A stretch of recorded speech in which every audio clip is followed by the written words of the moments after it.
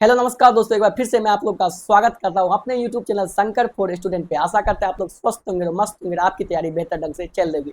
RRB NTPC under graduate 2026 का जो exam है 7 मई, 8 मई, 9 मई को तो होगा। उसके बाद सीधे 13 जून को होगा। ये काफी अजीबो गरीब चीज हो गया क्योंकि इसमें काफी ज्यादा गैप हो गया और ये गैप किसको फायदा करेगा, किसको नुकसान करेगा, तो वीडियो में समझते हैं। देखिए, अगर आपका एग्जाम अभी 7 मई, 8 मई और 9 मई में दे दिया है तो आपको अब घबराने की जरूरत नहीं है। आपने जो पढ़ा है वो आपके लिए, अगर आप अच्छे से पढ़े हैं, अच्छे से प्रैक्टिस किए हैं, तो वो डर जो आपके अंदर में है वो सबके अंदर में होता है। अगर आज कोई सिलेक्शन लेके आपको गाइड कर रहा है तो ये मत सोचिए कि वो नहीं डरता था, उसके अंदर भी वो एग्जाम के समय में वो प्रेशर, वो डर आता था। लेकिन अगर आप वास्तविक में मेहनत किए हैं, प्रैक्टिस किए हैं, तो वो आपके साथ एग्जाम में जाएगा। यहाँ भले ही आपको डर लग रहा है लेकिन वहां पे आपका पेन चलेगा। अगर आप रियल में यहाँ पे मेहनत किए, हार्ड वर्क किए, प्रैक्टिस किए, एनालिसिस किए, जिस तरह से मैंने आपको बताया था एनालाइज प्रैक्टिस करने के लिए और उसको एनालिसिस करने के लिए, अगर आप वैसे किए तो आप एग्जाम में फोड़ के आएंगे। भले ही आपको अभी डर लगता है लेकिन जब आपके सिस्टम पे क्वेश्चन दिखेगा तो आपका हाथ चलना प्रारंभ हो जाएगा और आपको लगेगा कि हाँ, मैंने मेहनत किया तो मैं अच्छा स्कोर करके आऊंगा। तो ये घबराहट सबको होता है, इसके लिए चिंतित मत रहिए। बस लास्ट का 7 दिन है, अच्छे से प्रैक्टिस और एनालिसिस करते रहिए, रिवीजन करते रहिए बार बार। जो चीज को पढ़े और जो चीज इंपॉर्टेंट है उसी को बार बार रिवीजन करेंगे। 7 दिन में ज्यादा कुछ नहीं, इधर उधर मत भटकिए। जो चीज छूटा हुआ है थोड़ा थोड़ा उसको देख लीजिए, जैसे कि कंप्यूटर, करंट अफेयर्स को थोड़ा अच्छे से रिवीजन कर लीजिए, मैथ का फॉर्मूला रिवीजन कर लीजिए, रीजनिंग का कॉन्सेप्ट को थोड़ा बहुत रिवाइज कर लीजिए। आपने जो करा है, आप अगर मॉक टेस्ट लगाए होंगे जैसे मैंने आपको बताया था मॉक टेस्ट लगाने के लिए, तो सब कुछ आपका उसी में रिवीजन हो गया होगा। बल्कि थोड़ा थोड़ा आपको रिकॉल करना है, उसके लिए मैंने आपको बोला था शॉर्ट नोट्स बनाने के लिए। अगर आप उस अकॉर्डिंग चले होंगे तो आपको 7 दिन में समराइज करने में ज्यादा वक्त नहीं लगेगा और आप अच्छे से कर लेंगे। अब देखिए, जिनका भी एग्जाम जून में होगा उसके लिए या तो ये देखिए, अगर आप बहुत इधर उधर सीरियस नहीं हुए, बहुत समय को बर्बाद किए, तो ये सोचिए कि आपको ये ईश्वर गोल्डन अपॉर्चुनिटी दे रहा है कि आप 1 महीने सीरियस हो जाइए। क्योंकि जिसका एग्जाम मई में हो जाएगा 7 में, उसको वो समय नहीं मिलेगा लेकिन आपको मिल रहा है। और ये 2-3 दिन का समय नहीं है, ये 1 महीने से भी ज्यादा का समय है और ये समय काफी ज्यादा होता है। इसमें आप बहुत कुछ कर सकते हो। अगर आप अभी तक सीरियस नहीं थे तो अगर और आपका एग्जाम 7, 8 और 9 मई में नहीं आया है तो आप ये सोचिए, ये आपके लिए एक वरदान टाइप से है। आपको अच्छे से 30 दिन में अच्छे से सिलेबस कर सकते हैं, काफी बढ़िया से कर सकते हैं। बशर्ते कि आपको सीरियस होना पड़ेगा, आपको डेडिकेशन दिखाना पड़ेगा।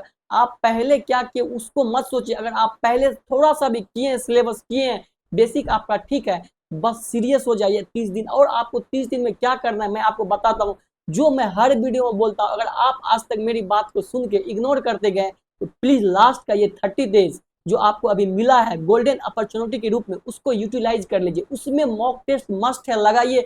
मैं आपको बार बार बोलता हूँ, मैं बहुत सारा एग्जाम निकाला हूँ, मॉक टेस्ट के आधार पे ही निकाला हूँ। उसको एनालिसिस करके अपना सिलेबस को भी रिवाइज कर लेता हूँ, उसको उसके अनुसार आपके आगे टाइम मैनेजमेंट आपका सब कुछ हो जाएगा। अगर आप मॉक टेस्ट के थ्रू नहीं जाएंगे, आप सिलेबस करते रहेंगे तो आप सिलेबस तो कर लेंगे लेकिन आप परफॉर्मेंस नहीं दे पाएंगे। क्योंकि वहां पे टाइम का पूरा ये होगा कि आपको टाइम बहुत कम लगेगा। आपको लगेगा कि ये 90 मिनट मेरे लिए कुछ नहीं था, मैं तो मेरे को तो आता हुआ क्वेश्चन नहीं बना पाए। वही सब चीज जो कि मेन चीज है, जो कि आप पढ़ने के बाद भी आप, अगर आप बहुत अच्छे से पढ़ लिए और प्रैक्टिस नहीं किए तो उसके बाद भी आप परफॉर्मेंस नहीं कर सकते। अगर प्रैक्टिस आप करके जाएंगे तो आपको टाइम मैनेजमेंट, आपको सब कुछ अच्छा लगेगा। आपको लगेगा कि ये 90 मिनट में 100 क्वेश्चन तो मैं डेली खेल के आया हूँ, तो आपको अच्छा लगेगा। ये चीज आपको कोई शेयर नहीं करेगा क्योंकि सबको अपना कोर्स ये वो बेचना है। आप सिलेबस अगर कर लिए हैं, अगर आप 50% भी सिलेबस किए हैं, आपको थोड़ा बहुत समझ है, तो फिर मॉक टेस्ट के साथ साथ भी आप अपना सिलेबस कर सकते हैं। और ये मैं बहुत अच्छे से बताया हूँ, मैं आज आपको फिर बता देता हूँ कि आपको क्या कैसे करना है। अगर आज से ही आप टारगेट लेंगे कि 30 दिन में प्रत्येक दिन 2-2 सेट लगाना है, ये चीज मैं हर वीडियो में बोलता हूँ। और जो इसको फॉलो कर रहा है, आप मेरे वीडियो में जाके कमेंट देख लीजिएगा कि हाँ, इस चीज से उसको कितना ज्यादा इंप्रूवमेंट देखने को मिला है, वो अपने स्कोर को कैसे डे बाय डे बढ़ा रहा है। तो अगर आप अभी तक भी शुरू नहीं किए तो जाइए, एक बार पेन कॉपी उठाइए, अपने ऊपर कॉन्फिडेंट रखिए, दूसरे का मत सुनिए। दुनिया में बहुत इधर उधर भटकने वाला चीज है, किसी का मत सुनिए। जो बता रहा हूँ उसको एक बार नोट कीजिए। जेन्युइन बता रहा हूँ मेरे भाई, आप किसी जो भी सिलेक्शन लिया, आप मेरी बात छोड़ दीजिए। अगर आपको मेरे पे बिलीव नहीं है तो छोड़ दीजिए। जो भी सिलेक्शन लिया अभी, चाहे एसएससी में हो, रेलवे में हो, किसी भी चीज में, आप उससे जाके पूछिए कि आप प्रैक्टिस किए थे कि नहीं, आप मॉक टेस्ट लगाए थे कि नहीं। हर एक आदमी से आपको यही सुनने को मिलेगा कि हाँ मैंने मॉक टेस्ट लगाया था। सिलेबस हर कोई पढ़ लेता है, उसको प्रैक्टिस हर कोई नहीं कर पाता, और जो सिलेबस थोड़ा बहुत पढ़ के प्रैक्टिस में लग जाता है वही सिलेक्शन ले जाता है, बाकी सिलेक्शन से पीछे रह जाता है। आपको यकीन नहीं होता है तो आप खुद 30 से 40 दिन करके देखिए, आपको यूटिलाइज हो जाएगा कि हाँ ये बात जेन्युइन था जो कि मैं नहीं कर। बाकी चीज आप कर रहे होंगे, आप कोर्स देख रहे होंगे, आप सिलेबस पढ़ रहे होंगे, लेकिन आप उसको भूलते भी उतना ज्यादा है अगर आप प्रैक्टिस नहीं करेंगे। तो प्रैक्टिस करने के लिए आपको बस एक सेट मॉक मॉर्निंग में और एक सेट इवनिंग में। इस समय आपको समय के बारे में बिल्कुल भी नहीं सोचना कि मेरे मॉक में 4 घंटा जा रहा है। अगर आपका 4 घंटा मॉक में जा भी रहा है, 4 से 5 घंटा जा रहा है तो कोई बात नहीं, 5 घंटा आप 2 मॉक टेस्ट सुबह और शाम में लगाए, उसमें दीजिए एनालिसिस विथ एनालिसिस के साथ।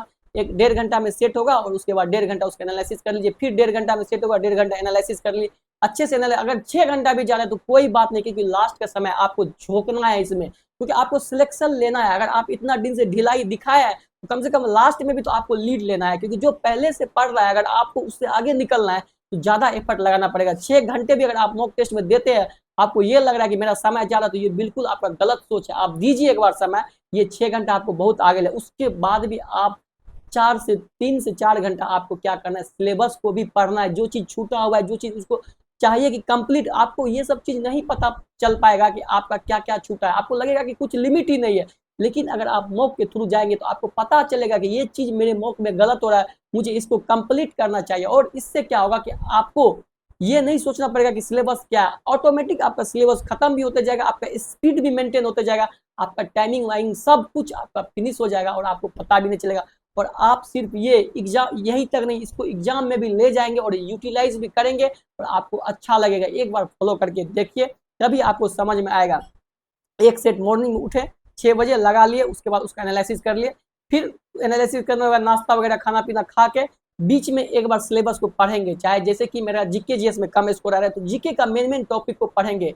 एनालिसिस जो उसका किए हैं सेट का, वो सेट के तुरंत बाद करना, उस क्वेश्चन को करना है, उससे रिलेटेड चैप्टर को थोड़ा बहुत कर लेना, कुछ कुछ एक्स्ट्रा चीज को लर्न कर लेना। जैसे मैथ में ही कोई फॉर्मूला गलत हो गया, जैसे अलजेब्रा का ही फॉर्मूला गलत हो रहा है आपका, बार बार अलजेब्रा का क्वेश्चन, उसका फॉर्मूला को रिवाइज कर ली, होता है एनालिसिस। जैसे टिर्गो का कुछ फॉर्मूला आपको मिस है, जिस कारण आपसे क्वेश्चन नहीं बन पाया, तो आप बेसिक फॉर्मूला ट्रिगोनोमेट्री का याद कर लीजिए। इससे क्या होगा कि आपका अलजेब्रा खत्म, ट्रिगोनोमेट्री खत्म, और आप 60 सेट लगाएंगे तो आपका A to Z चैप्टर खत्म हो जाएगा। और आप जो एग्जाम में क्वेश्चन आता है उस अकॉर्डिंग जा रहे हैं, क्योंकि मॉक टेस्ट जो तैयार किया जाएगा, चाहे आप टेक्स्ट बुक का ले ले, रुकमणी पब्लिकेशन का ले ले, आपका जो अच्छा ब्रांड है उसका लीजिए, क्योंकि वो उस अनुभव के आधार पे बनाता है कि अभी आरआरबी और टीसीएस जो क्या ट्रेंड ले रहा है उसके अकॉर्डिंग बनाता है। तो उस अकॉर्डिंग चलेंगे तो आपका सारा चैप्टर कंप्लीट हो जाएगा।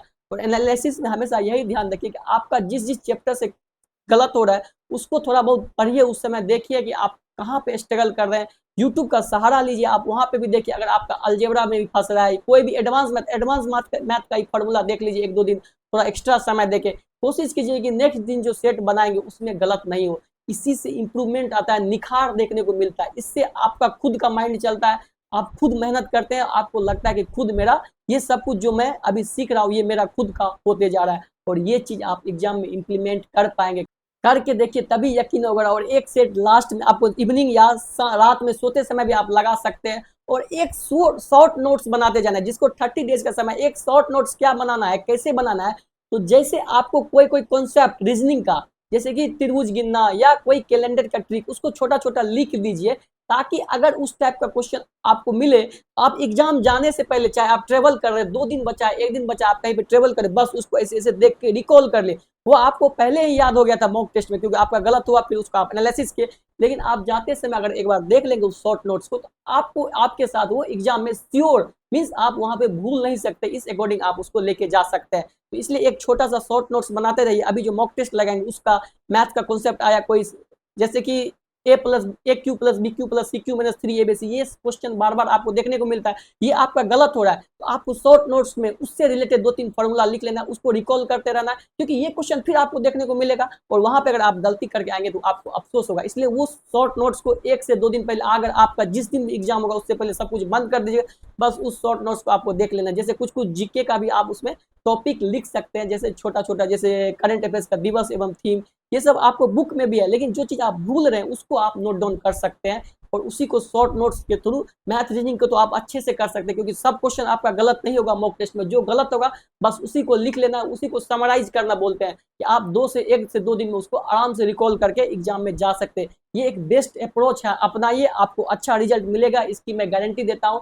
अगर आपको यकीन नहीं होता है तो आप मेरे वीडियो में जाके देखिए, बहुत सारे स्टूडेंट ने कमेंट किया है पहले मेरा स्कोर इतना आता था, जब से मैंने मॉक दिया और एनालिसिस मस्ट है, एनालिसिस करना शुरू किया, उसके बाद मेरा स्कोर काफ़ी ज़्यादा बढ़ते जा रहा है। तो अगर आप ऐसा नहीं कर रहे तो कीजिए, क्योंकि अगर आप ये सोच रहे कि सिर्फ सिलेबस पढ़ के मेरा सिलेक्शन हो जाएगा, नहीं होगा। क्योंकि सिलेबस आप भले आज मैथ्स कंप्लीट कर लेंगे, आप जिस चैप्टर में पढ़ेंगे उस टाइम आपका वो चैप्टर अच्छा लगेगा, आपका उसमें स्पीड रहेगा, लेकिन जब आप फिर आगे के चैप्टर में बढ़ेंगे तो वो चैप्टर का आप थ्योरम भूलते जाएंगे। और उसमें क्या होता है कि बहुत कुछ पढ़ाया जाता है और आपके एग्जाम में उतना कुछ तो नहीं आता है। जो अगर मॉक टेस्ट में क्या होता है कि आप जो मॉक में लगाएंगे उसी के आधार पे अभी आपके एग्जाम में देखने को मिलेगा। जैसे रीजनिंग में क्या है, बहुत सारा चैप्टर है, टीचर आपको बहुत सारा चैप्टर पढ़ाएंगे, आपको नहीं पता चल पाएगा। अब रेलवे में तो इतना है कि कैलेंडर ये सब नहीं पूछा जाता है, तो अगर आप उस अकॉर्डिंग देखेंगे, अभी के अकॉर्डिंग सिलेबस वो प्रतीक वाला आता है कि आगे इतना प्रतीक, पीछे इतना प्रतीक, कितना, ये सब पैटर्न आप समझ जाएंगे, मॉक टेस्ट के थ्रू ही समझेंगे। नहीं तो आप सिलेबस पढ़ते रहेंगे तो बहुत सिलेबस में बहुत कुछ है, आप 1 महीने में आप 30 मार्क खान नहीं है कि आप सब कुछ को खत्म कर देंगे। और एक चीज जो सबसे ज्यादा आप लोग को डिस्ट्रैक्ट करेगा इस समय, कि अभी यूट्यूब पे बहुत कुछ पढ़ाया जाएगा जो कि आपसे रिलेट, या तो आपके एग्जाम के लिए कुछ कुछ चीज अननेसेसरी है जो कि आपको नहीं देखना है, तो उस सब चीज में व्यू देख के मत भटकिए, अपने अकॉर्डिंग चलिए। आपको जहां जहां दिक्कत हो रहा है उसको लर्न करने का प्रयत्न कीजिए। अगर अगर आप मॉक टेस्ट के थ्रू चलेंगे तो आप सही डायरेक्शन में जाएंगे, आपका डायरेक्शन गलत है ये आपको बिल्कुल भी नहीं सोचना, आप सही डायरेक्शन में जा रहे हैं। उसमें आपको जो जो कठिनाइयां हो रहा है ये माइंड में डाल लीजिए कि ये कठिनाइयों को मुझे सॉल्व करना है, चाहे यूट्यूब से हो, चाहे चैट जीपीटी से हो, कहीं से, गूगल से हो, कहीं से हो, उसको सॉल्व करना है। ये होता है एक पैटर्न। अगर आप अपने अकॉर्डिंग चलेंगे तो आपका खुद का कॉन्फिडेंस बूस्ट होगा, आप एग्जाम पैटर्न के अकॉर्डिंग चल रहे हैं और आपका जो कमी है सिर्फ आप उसी पे फोकस ज्यादा कर रहे हैं, क्योंकि जो चीज आता है आप तो उसको बना के निकल जाएंगे ना। जिस चीज में आपको प्रॉब्लम होता है उसी चीज को आप सीखने का प्रयत्न करते हैं, और ये दुनिया का कोई भी टीचर आपको नहीं बता सकता, क्योंकि टीचर को क्या पता है कि आपको क्या दिक्कत है।